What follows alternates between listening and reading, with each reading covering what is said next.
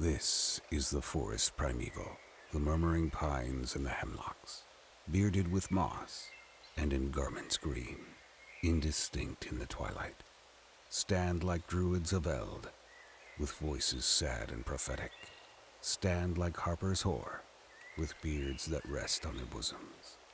Loud from its rocky caverns, the deep-voiced neighboring ocean speaks, and in accents disconsolate, answers the wail of the forest.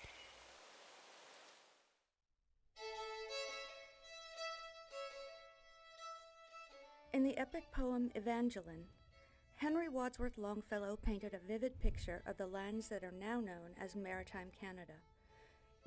But before these lands were renamed, the area was called Acadie in French, or Acadia in English. I have a deep connection to this area. My mother, Marie Rita Auclair Chesley, was born in New Brunswick, and we still have a lot of family there. But I'm not just descended from French Canadians. I am Acadian.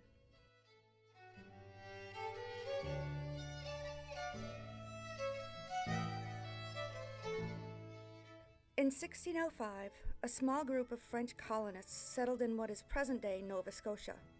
Despite tremendous odds, battling hunger and disease, and with little support from France, they established thriving colonies. Eventually, their population spread to what are now Prince Edward Island and southeastern New Brunswick, where they lived peacefully for over a century. Since they no longer felt allegiance to France, they called themselves Acadians, after the land they had come to know as their home.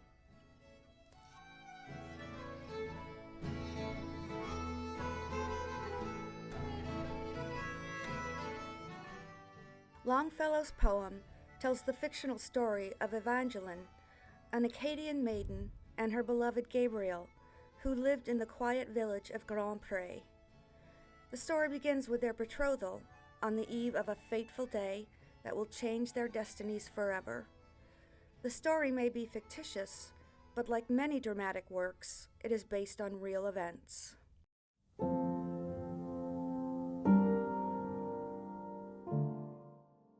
My mother was born during the depths of the Great Depression.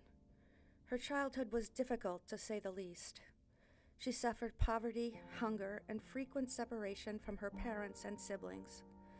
Her early education was sporadic, and she spoke only French, which was tough in a society that was governed by the English-speaking citizens of New Brunswick. Throughout these hard times, she always found love and support with her grandmother, Clara Leblanc Vautour.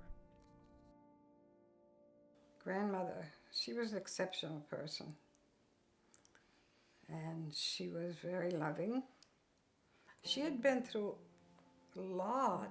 Her mother died, and then her husband died. She was able to raise a family during the Depression with just a farm, and she's always busy, but not too busy. She would help us understand what we're supposed to know. She really wanted us to know about the story of the Acadians, so she would tell us about it. And then she also would make sure that we try to keep the language. Parlons français. On est tous des Français. Parlons français. My mother eventually emigrated to the United States. She learned to speak English fluently, and she graduated from high school. And she met my dad. They married and had 5 children. For a while, my mom had what she didn't have as a child: an intact family and relative financial stability. It was a dream come true.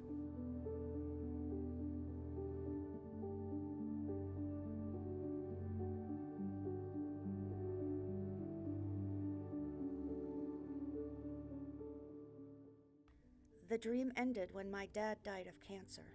I was 3 years old. Suddenly, my mother was thrown back into survival mode. It wasn't easy, but she did everything she could to give us a comfortable life. And She encouraged us to pursue higher education. She did this by example. Even while raising 5 kids by herself, she took classes and earned a bachelor's degree in French and Canadian studies. But I think one of the most important gifts she gave us was to keep us connected to our extended family throughout the US and Canada.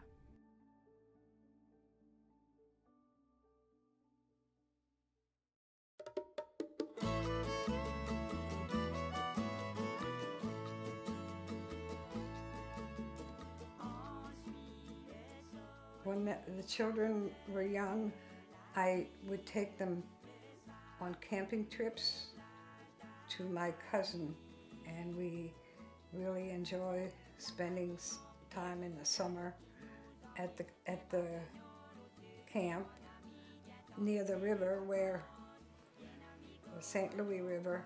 Actually, its real name is Kennebecasis, but they always call it the St. Louis River.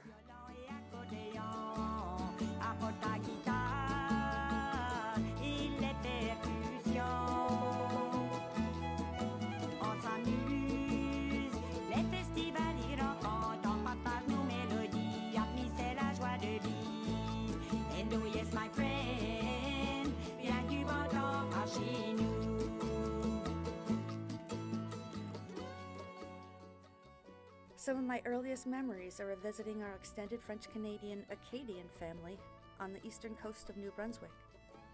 I have so many aunts, uncles, great-uncles, and dozens of cousins. We were always welcomed with open arms, open hearts, and lots of wonderful food. Ensuite, le soleil chaleureux de la brise, le sable sur les plages d'Acadie. L'Acadie, mon pays, la route qui nous emmène de par le nord au sud. Hey mon ami, viens-t'en, c'est les vacances, bien amigo, aloha. We would camp on the beaches and take boats out to the dunes, sing songs around and roast marshmallows on campfires. And like her grandmother taught her, my mother taught us about our Acadian heritage. Les chemins qui nous emmèneront, on se rendra aux îles voisines. Amis, c'est la joie de vivre. Ah ben oui, mon chum, rien que du vent en Chine.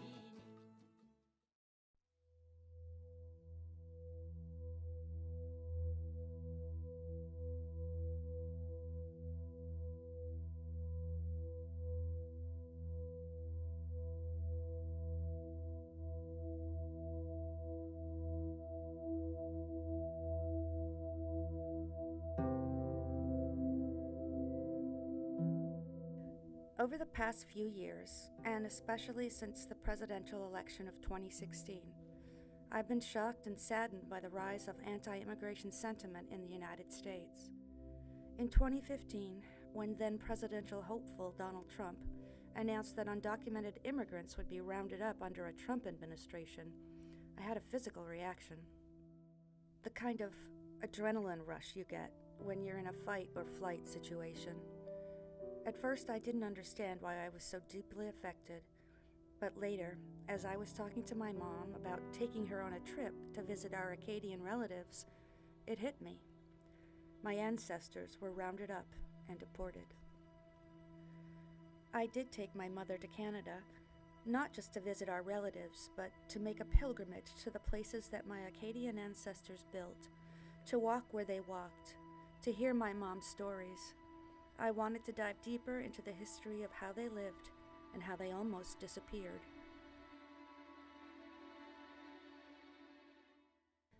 The French and British fought over Acadia for much of the 17th and 18th centuries. In 1713, the British took control of the area, and at first they allowed the Acadians to live as neutral subjects. Eventually, British officials decided they wanted the Acadians' land for English settlers. Of course, the British used the excuse that the Acadians were allied to the French because of their shared language and religion. Although there were some reports of Acadians fighting battles with the French against the British, the vast majority of Acadians simply wanted to live in peace. However, the Acadians were ordered to take an unconditional oath of allegiance to the King of England, an order that the British knew they would refuse.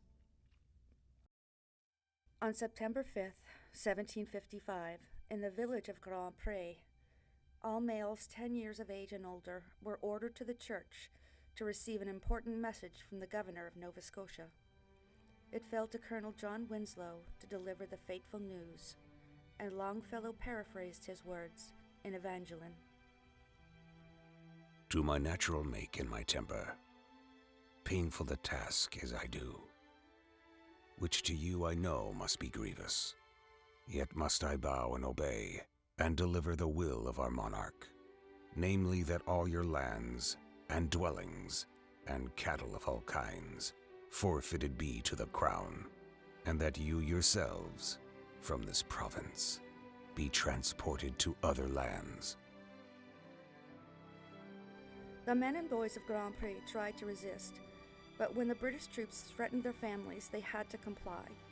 The Acadians were forced to leave their homes and possessions except what they could carry, and were marched to the mouth of the Gaspereau River, where ships waited to send them into exile. The British were brutal in carrying out the deportations.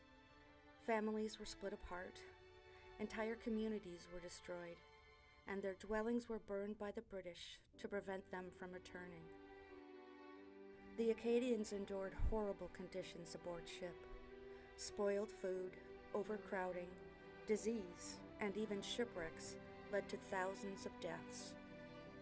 They lost about 3,000 and some souls in the first deportation.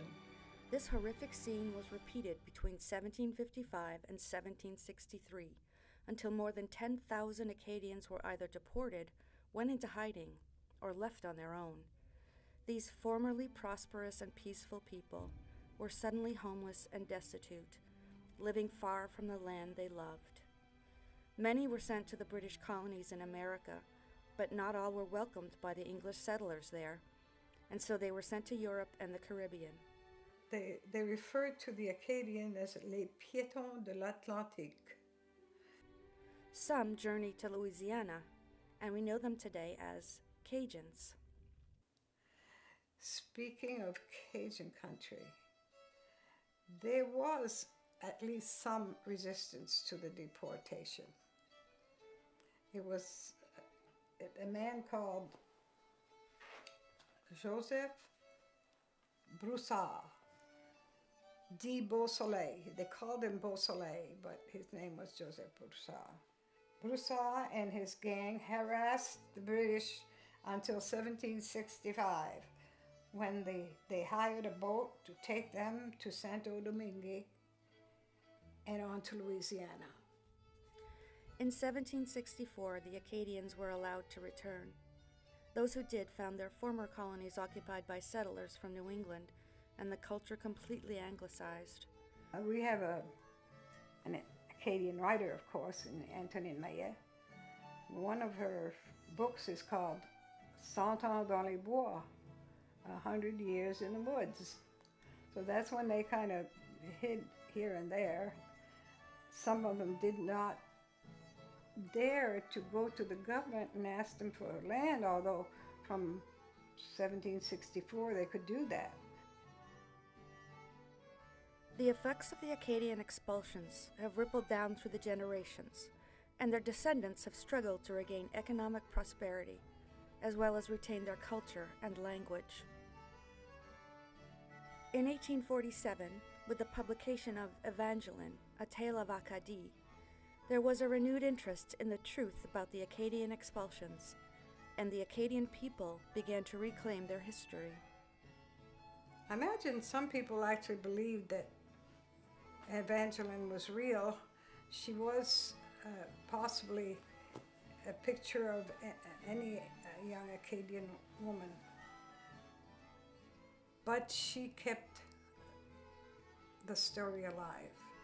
And it was in 1881 that the Acadians were ready to to form an association to bring their culture back. The leader of the group was Monseigneur Marcel Francois Richard, who was a native son of St. Louis, Kent. And he convinced them all that they should have their own flag. They had to choose a feast day, and they did choose August 15, the Feast of the Immaculate Conception. They chose an anthem called Ave Maristella. Maristella is Star of the Sea. And so their flag is basically a French flag, blue, white, and red. And in the blue field is a big gold star, which is the Star of the Sea, where now these people were all fishermen. So this is what they chose. In 1994, the Acadians held their first modern Congrès Mondial Acadien, or World Acadian Congress. My mom attended with many of our Acadian relatives. In 1994, there was a lot of Acadians came from everywhere. Some came from Belle-Île-en-Mer, which was a little island off Brittany coast that settled 78 Acadian families. Some were from the Acadian Peninsula, Caracat, and they came from Cajun country. And all my members of my family were there, my brothers and sisters.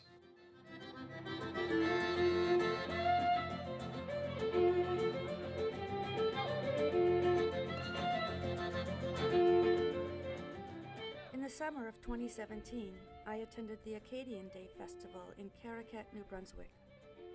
I witnessed a wonderful celebration of my ancestors, a people who were almost completely eradicated by greed, prejudice, and xenophobia.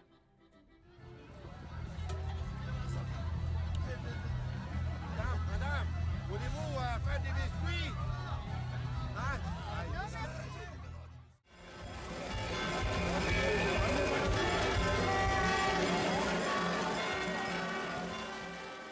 Since the 1970s, many Acadian festivals have included an event called a Tantamar.